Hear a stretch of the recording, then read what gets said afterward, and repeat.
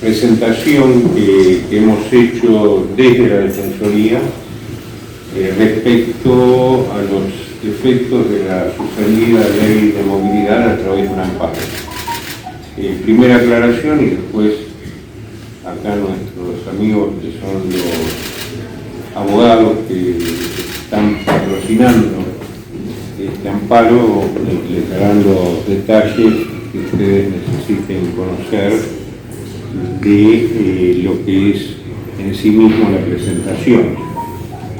En realidad, muy brevemente, como Defensoría, históricamente, atendimos la problemática de la tercera edad cuando había agravio de derechos que se afectaban del sector en sí, desde que fue mi ingreso como adjunto del primer defensor del pueblo, que fue el escribano Antonio Cartañán. Ya en los 90 nos tocó, ante una situación de pérdida de cuantía de los saberes de los jubilados y una mora en dictar una resolución al respecto por parte de la Corte Suprema de Justicia de esa época, tener que recurrir a la Comisión Interamericana de Derechos Humanos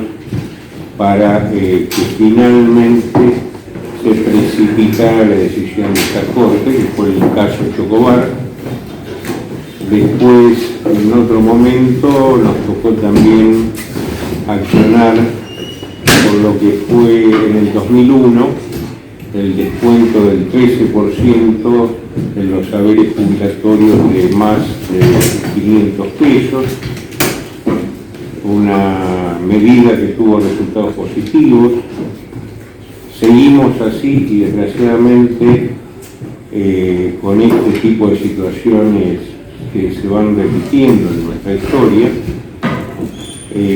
Llegamos al caso que ustedes conocerán como el caso Badano, que también hicimos una medida colectiva en paralelo con lo que era la Defensoría del Pueblo de la Nación en el año 2008. La medida de la Defensoría Nacional llegó a la Corte en el 2010 y al día de hoy, que ya no existe más materialmente el caso, porque o cobraron o fallecieron los jubilados, al día de hoy no tiene fallo de la Corte. Un poco más acá denunciamos lo que fue la pica de alrededor de 7 puntos en el llamado factor empalme del cambio de ley de movilidad en diciembre de 2017, que eso está hoy en conocimiento de la Corte. Hay una cantidad importante de expedientes que han llegado a esa instancia. En el año 2018 y 2019 hicimos 5 exhortaciones al Poder Ejecutivo por la pérdida de cuantía, la pérdida de poder adquisitivo de los saberes de los jubilados. Exhortación que hicimos extensiva para conocimientos a todos los bloques parlamentarios, y esto estaba en relación a lo que se consolidó en detrimento de los jubilados, que es una pérdida en esos 2 años de alrededor de 20 puntos, más exactamente 19.5 del poder adquisitivo de los saberes en relación con la inflación. Llegamos a esta instancia donde aparecieron como consolidados, por lo menos el índice que había generado la ley suspendida hacia el mes de marzo, que es el 11.56, se suspende la ley, pero su efecto consideramos que es válido para ser aplicado a toda la masa de jubilados. El decreto que cuestionamos hace una segmentación conforme escalas, diversificando los porcentajes y haciendo perder conforme estos porcentajes cuantía a los segmentos que van aumentando, que tienen mayores ingresos a partir de los 18.000 pesos. Por lo cual, lo que vamos planteando en el amparo es precisamente corregir esta situación y obviamente a partir de resolver esto, que obviamente no afecta, y aclaro e insisto, a los saberes mínimos que se vieron beneficiados con la medida, y que tampoco esta presentación ocluye la posibilidad de los jubilados de recurrir por otra vía individualmente y demás, tratar de que en corto tiempo se pueda zanjar esta cuestión y obviamente que a partir de eso el Congreso de la Nación, facultado para hacerlo, establezca cuál es la norma hacia futuro que va a regir la movilidad. Este es un poco el raconto de por qué esta conducta desde la Defensoría y los doctores Andrés Gil Domínguez, constitucionalista, el doctor Adrián Trócoli, previsionalista, bueno, y los compañeros abogados de la Defensoría han elaborado este planteo que hoy hemos sorteado en la justicia laboral y que a partir de este momento lo tiene en conocimiento el juzgado 9 a cargo de la doctora Silvia Zaino para resolver próximamente. Yo les dejo a los doctores para que puedan avanzar sobre el contenido de la presentación.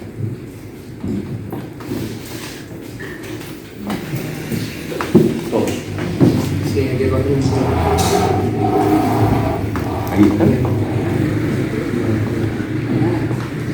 La acción que promovimos hoy es una acción de amparo colectiva que intenta tutelar a todo el grupo de jubilados y jubiladas que se han visto afectadas de manera regresiva en el cobro de saber jubilatorio por la aplicación de la fórmula establecida recientemente y en detrimento de la fórmula que se hubiese tenido que aplicar en la medida que se hubiese mantenido vigente la anterior ley.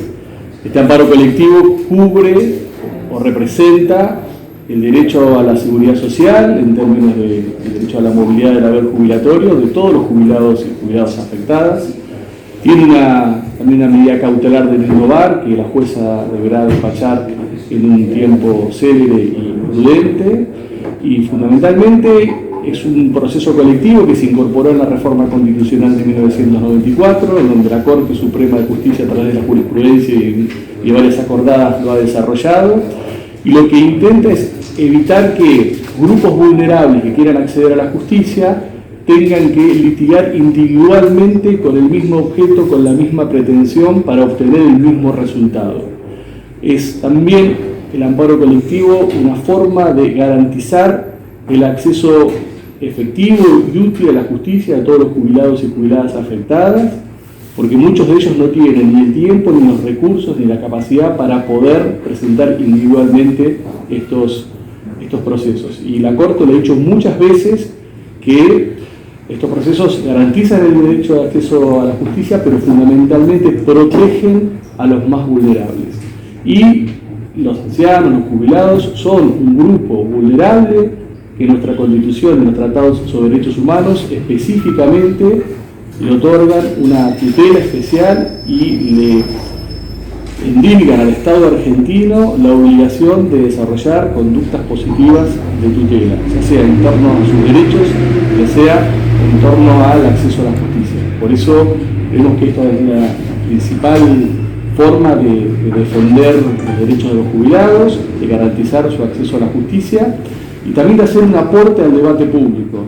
Esto es un intento también de hacer un aporte al debate público, de ayudar al presidente de la Nación, por quien yo guardo una alta estima personal, él lo sabe, y una gran admiración, hacer un aporte a que se tenga en cuenta que en el tema de discusión del derecho de los jubilados a la movilidad y a la protección de la seguridad social, el principio básico y arquitectónico de nuestros derechos es la progresividad y la no regresividad.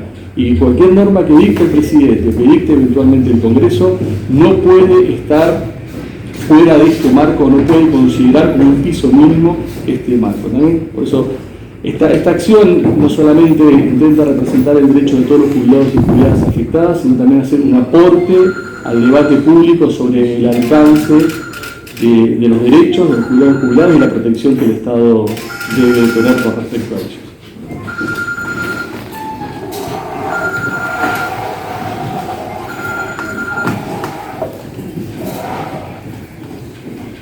Bueno, un poco para agregar la parte histórica, dejamos a Eugenia.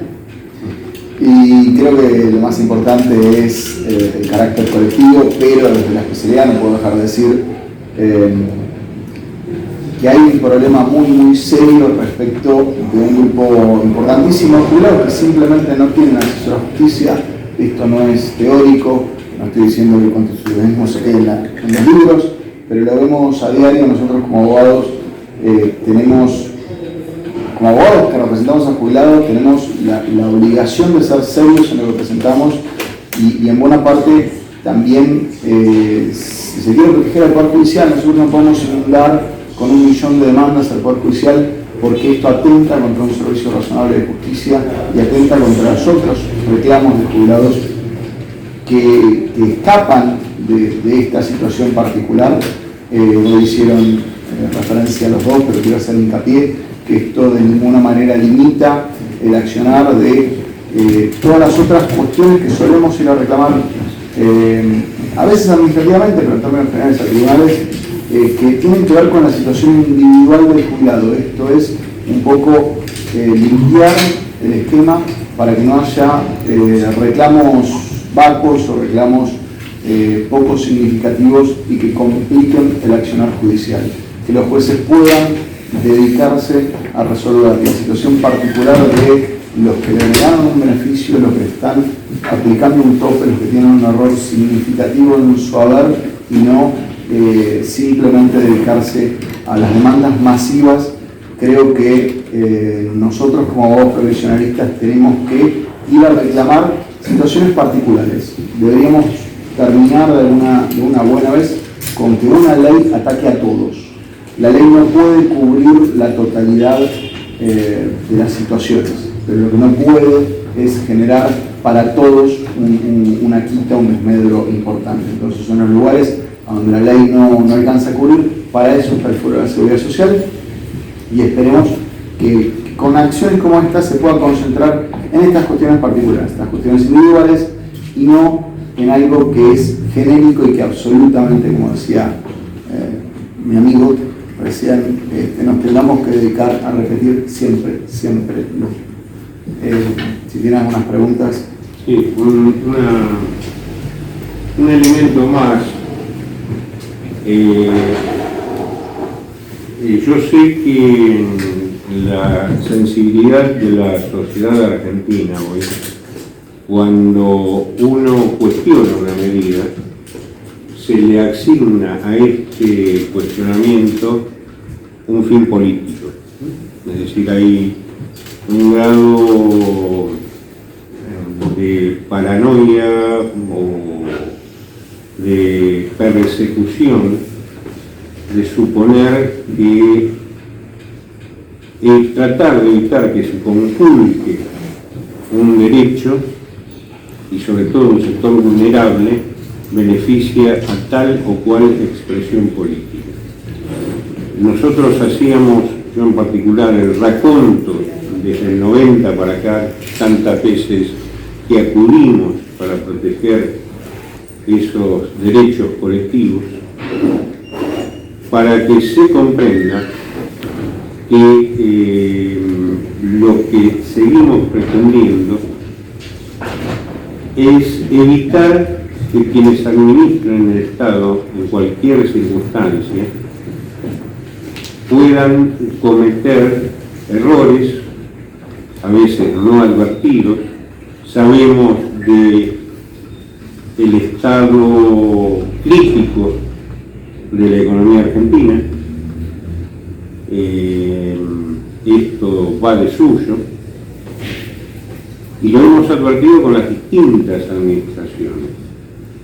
De todos modos, quienes provenimos de experiencias muy traumáticas y fuimos víctimas de esas experiencias en otros momentos, y refiero a muchos de mi generación, creemos que es necesario que los resortes articulados del Estado de Derecho vayan dando respuesta a esas situaciones críticas, que no nos agotemos en miradas pequeñas cuando necesitamos un horizonte común.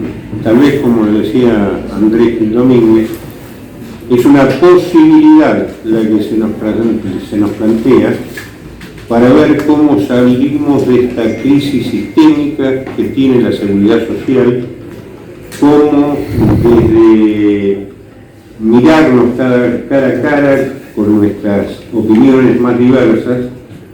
Me tocó trabajar en reformas de los sistemas en otros países y reconociendo el expertise técnico multidisciplinario sobre el tema, se puedan generar horizontes distintos a partir de no repetir escenarios comunes a un pasado que fue nefasto en términos de lo que sufrieron los más vulnerables, en este caso los adultos mayores.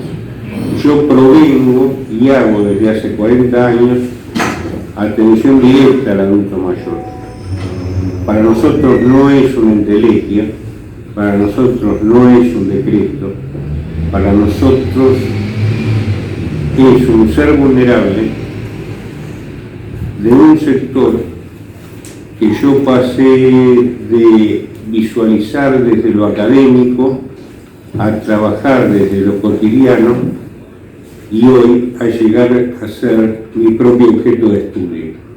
Esto se lo queremos retransmitir a todo el sistema político y que entre todos podamos construir un sistema de seguridad estable, que sea sostenible en el tiempo y que proteja a todos los que en ellos están dependiendo. Para el doctor, una consulta. Doctor, si técnicamente nos puede explicar cuál es el fundamento de la presentación. El fundamento en realidad es muy simple. Tenemos 4 grandes derechos conculcados en la Constitución, que son derechos de igualdad ante la ley.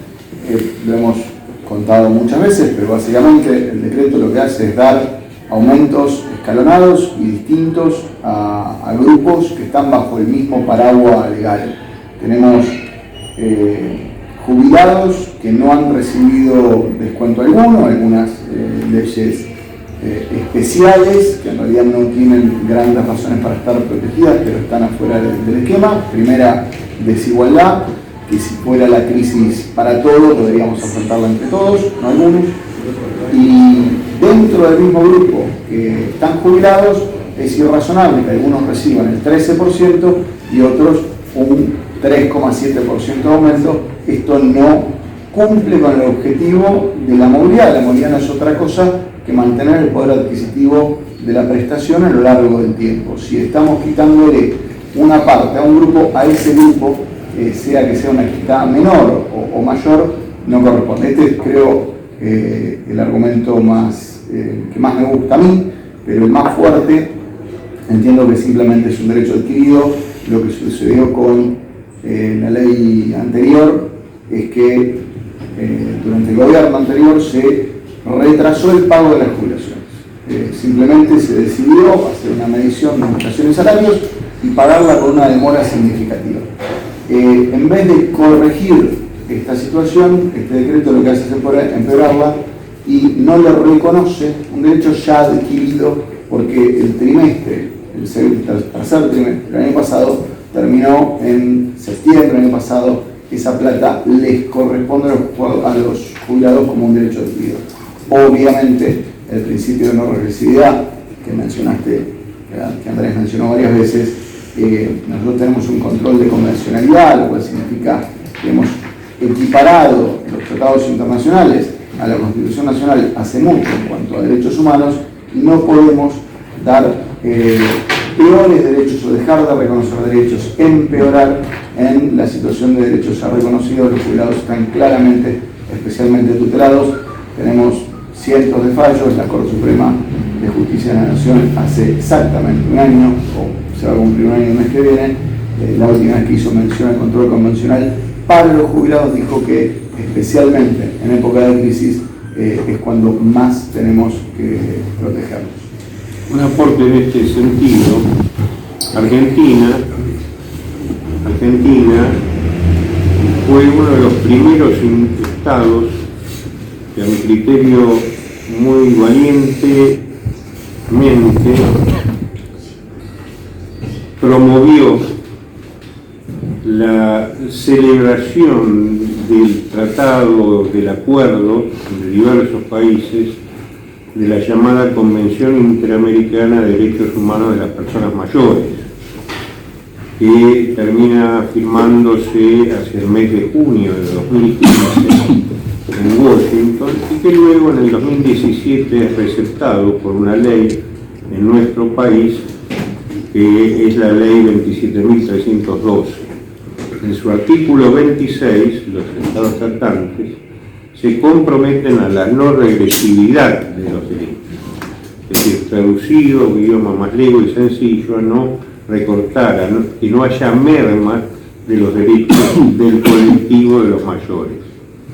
Inclusive esto fue invocado por un juez federal del Juzgado 1 de Salta recientemente, y creemos que estas buenas iniciativas, como Estado, como país, no pueden devalorizarse a partir de medidas de circunstancia que tal vez son comprensibles en términos de lo económico, pero no se condicen con esa protección, esa progresividad que se ha comprometido el Estado argentino. Es más, lo comentaba Andrés, ya hay fallos de la Corte Interamericana por no observar este principio de Estados hermanos de Latinoamérica.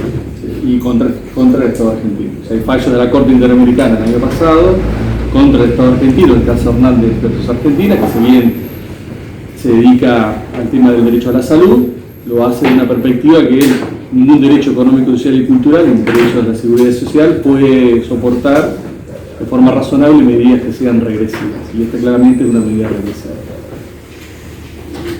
Señor Eugenio Cellino, ¿cuál es su opinión respecto a la que utiliza el gobierno para llevar adelante este tipo de medidas, que es que algunos sectores pueden soportar la espera? ¿Cuál es su opinión sobre esto? Sí, yo en realidad en ese sentido tenemos también una opinión desde hace muchos años. Nosotros calculamos la canasta de jubilados semestralmente, que tiene que ver con la vida de un adulto mayor en grandes ciudades, una canasta que contiene gastos de vivienda, y en la última medición del 6 de octubre, que nos llevó a exhortar, como decía el gobierno anterior, nos daba 37.800 pesos. Vale decir que seguramente habrá hoy algunos pesos más que se lo agreguen por lo que ha sido la inflación y demás. Por lo cual, nosotros tenemos una media jubilatoria que no supera los 26.000 pesos. Digo esto desde el punto de vista fáctico, contradice ese argumento al que vos aludís, pero por otra parte, hay algo que es más de fondo a nuestro criterio, a mi criterio, que tiene que ver que la proporcionalidad y equidad, tal cual lo señalaba Trócoli, son las bases de un sistema previsional. El que aportó, el que hoy gana 40.000 pesos, no es un privilegiado respecto al de 20, sino es alguien que aportó durante su vida laborativa el doble que el de 20. Si se rompe esto, se damnifica el futuro funcionamiento del sistema. Posiblemente haya que cambiar, ir a otro sistema, pero hoy nos seguimos rigiendo por la ley 24241 y 24463, que son leyes muy añejas, pero a su vez que respondían a otro esquema. Eran las leyes que generaban la privatización del sistema, es decir, la ruptura del sistema solidario. Es decir, hay grandes reformas que hay que hacer, pero obviamente, mientras no se modifique, no haya un cambio del plexo normativo, las reglas siguen impuestas por lo que hoy existe.